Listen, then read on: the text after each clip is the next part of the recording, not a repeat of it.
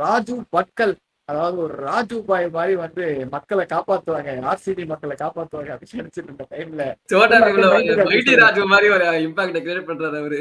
CSK வந்து ஒரு mighty கம்பேக்கா அது முடிஞ்சு போச்சு. லைக் வந்து 20 ரன் கன்சீட் பண்றாரு தன்னோட ஃபர்ஸ்ட் ஓவர் போட்டு. ஸ்கோர் பாத்தீங்கன்னா அப்படியே 32ல இருந்து 52க்கு டைவ் ஆகுது. 6 ஓவர் முடிவில் 52 ரன்களுக்கு முடிஞ்சு. அதாவது நம்ம நல்லா போட்டிருந்த வினய்குமாரை கூட வந்து ஸ்டாப் பண்ணிட்டு, ஐயோ 20 ரன் போயிடுச்சு, இந்த டைம் அடிக்கிறாங்க, இந்த டைம்ல ஒரு ஸ்பின்னரை போட்டு முக்கியம் அப்படின்னு சொல்லிட்டு ஆர்சிபி என்ன பண்றாரு, கிரானியல் வந்து கரெக்டான ஒரு முரளிதரனோட ஃபர்ஸ்ட் ஓவர் அங்க ஸ்டார்ட் பண்றாரு.